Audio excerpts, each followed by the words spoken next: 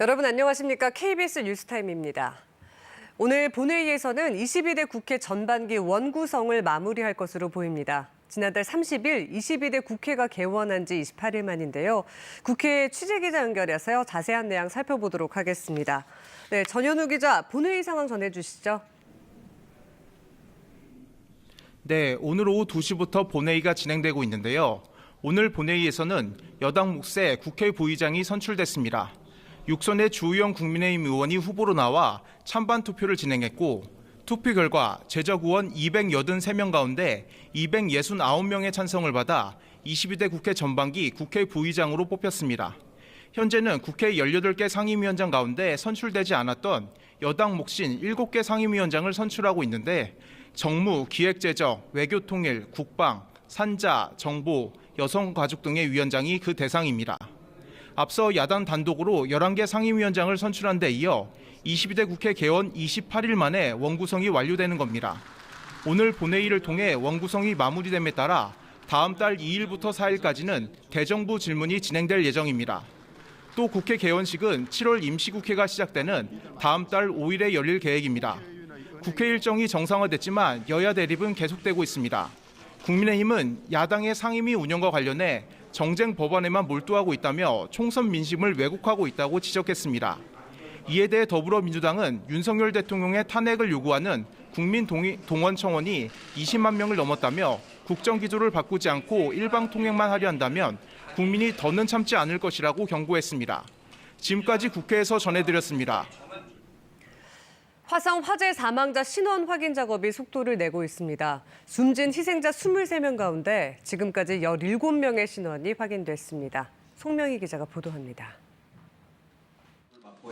리튬 전지업체 아리셀 공장 화재 현장에서 수습한 사망자 3명의 신원이 추가로 확인됐습니다.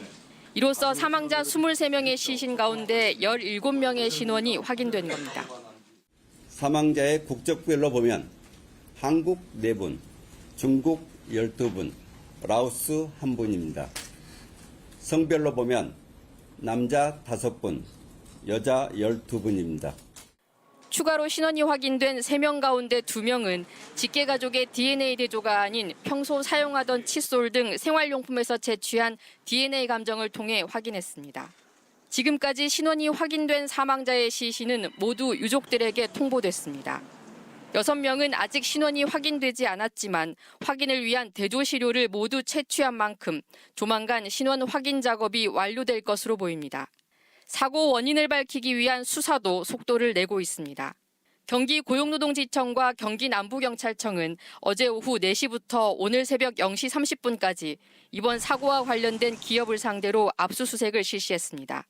또 안전한 대피 등 화재 상황에 대비한 관리체계 구축과 이행이 적정했는지 등 중대재해처벌법과 산업안전보건법상 책임 소재를 밝히기 위해 증거자료 등을 면밀하게 확인, 분석하고 있습니다. KBS 뉴스 송명입니다. 앞으로 체력 단련 방식의 훈련병 군기 훈련, 이른바 얼차려가 금지됩니다. 국방부는 신병교육대 사고 관련 재발방지 대책회의를 열고 이같이 결정했습니다. 이와 함께 육군은 군기훈련 승인권자를 현행 중대장급에서 대대장급 이상 지휘관으로 높였습니다.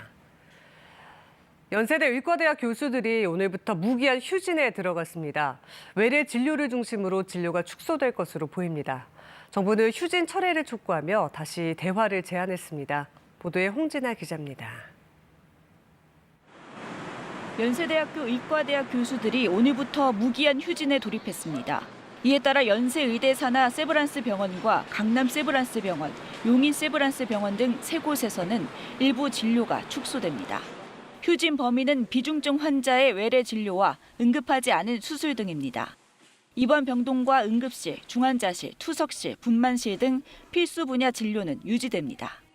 연세의대 교수 비대위는 최후의 수단으로 휴진을 결정했다며 문제의 시급성에 대한 적극적 의사 표현이라고 강조했습니다. 정부는 휴진 강행이 매우 안타깝다며 휴진 철회를 거듭 촉구했습니다. 의료 현장의 혼란을 정상화하고 갈등과 문제를 해결하기 위한 방법은 무기한 휴진이 아니라 대화입니다. 정부는 미복귀 전공의에 대한 사직 처리를 이달 안에 마무리하고 다음 달 중에는 처분 여부를 검토할 방침입니다.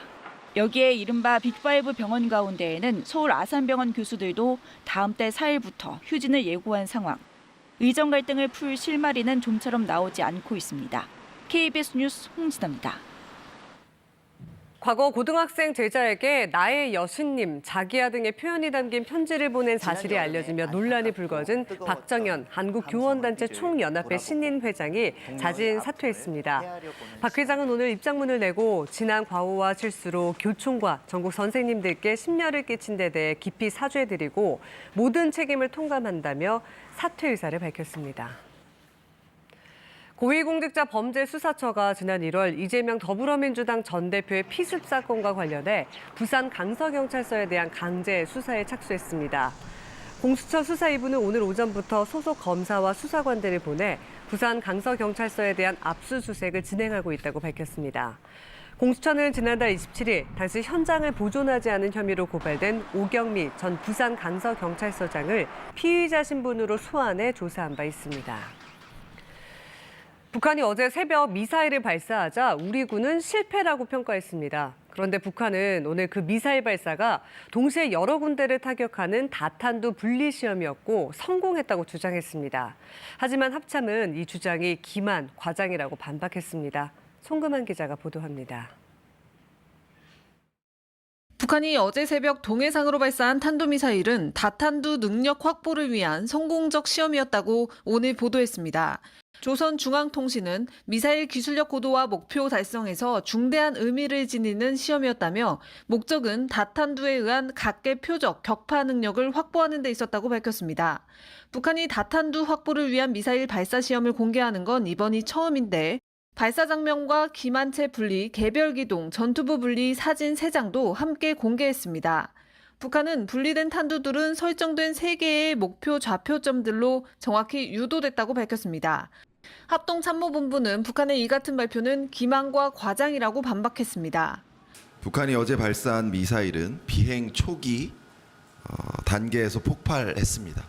또 북한이 오늘 아침에 다른 내용으로 공개를 하였는데 그것은 기만과 과장을 위한 수단에 불과하다고 생각합니다. 다탄두는 통상 미사일이 최종 목표를 타격하기 전 하강 단계에서 분리되지만 어제 미사일은 상승 단계인 초기에 폭발했다는 점을 근거로 들었습니다. 오늘 북한 매체가 공개한 사진은 지난해 3월 16일 발사한 화성 17형 액체 대륙간 탄도미사일과 유사한 형태를 띠고 있다며 사진 조작 가능성도 언급했습니다. 지난달 27일 군사정찰 위성 발사 실패에 이어 어제 미사일 발사도 실패한 북한이 이를 포장하려는 의도도 있다고 설명했습니다. KBS 뉴스 송금환입니다. 서민 금융상품 조회부터 대출까지 한 번에 가능한 플랫폼이 이달 말 출시합니다. 상담과 신용부채 관리 등도 지원해서 서민 금융 이용자들의 편의가 커질 것으로 보입니다. 이광열 기자가 전해드립니다. 금융위원회와 고용노동부, 행정안전부 등은 서민금융 이따를 오는 30일부터 본격 운영한다고 밝혔습니다. 이따는 서민금융상품들을 한자리에서 조회하고 대출과 상담, 사후관리까지 해주는 서민금융종합 플랫폼입니다. 새희망 올시와 사이돌 대출, 민간 서민금융상품 등 모두 72개 서민금융상품의 금리와 한도 등을 조회할 수 있습니다. 조회 뒤에는 이용하고자 하는 상품에 대해 개별 금융회사에 대출 신청을 바로 진행할 수 있습니다. 이따에서 보증서를 발급할 경우 해당 보증서로 대출받을 수 있는 금융회사를 한 번에 확인하는 서비스도 제공합니다. 이따에서는 고용복지 연계상담이나 채무조정 등도 비대면으로 받을 수 있습니다. 지금까지 상담을 받으려면 서민금융통합지원센터를 방문해야 했는데 이런 불편을 다소 해소할 수 있을 것으로 기대됩니다. 이따는 이 밖에 정책 서민금융상품 이용자가 연체할 가능성도 사전에 파악해 불법 사금융 피해를 막고 신용부채관리 컨설팅 등도 제공할 방침입니다. 서민금융 이따는 스마트폰 애플리케이션을 설치해 이용할 수 있습니다. 금융위 등은 이따 출시 외에 금융, 고용, 복지 복합 지원 방안도 발표했습니다. 신용부채관리 컨설팅 서비스 대상과 서민금융 이용자 가운데 심리상담 서비스 대상을 확대하는 등 정책 수혜자를 늘리겠다는 내용입니다. KBS 뉴스 이광열입니다. 지난 2020년 7월 폭우로 불어난 물에 3명이 숨진 부산 초량 지하차도 참사 사건에 관련된 부산시와 부산 동구청 공무원에 대해 일부 무죄가 확정됐습니다. 대법원 일부는 검사와 피고인들의 상고를 모두 기각하고 일부 피고인들에 대한 공소 사실을 무죄로 판단한 원심 판결을 확정했습니다. 앞서 2심은 1심과 달리 부산 동구의 A 부구청장과 부산시 재난대응과장 B씨에 대해 업무상 주의 의무를 위반한 사실이 인정되더라도 사고와의 인과관계를 인정하기 어렵다고 보고 무죄를 선고했습니다. 시중에 판매되는 냉동 피자에 포화지방과 나트륨이 과하게 들어있는 것으로 나타났습니다. 소비자원은 오늘 냉동 피자 14개 제품의 영양 성분과 안전성 시험 결과를 공개했습니다. 이에 따르면 냉동 피자 150g당 포화지방 함량은 4.8에서 9.6g으로 일일 기준치의 32에서 64%에 달했습니다. 소비자원은 특히 나트륨 함량도 543에서 780mg으로 일일 기준치의 27에서 39%에 달하는 것으로 나타나 과다 섭취하지 않도록 주의할 것을 당부했습니다. 개인정보보호위원회는 어제 전체 회의를 열고 개인정보보호법을 위반한 호텔스컨바인에 9,450만 원의 과징금과 1,600만 원의 과태료를 부과하기로 의결했습니다.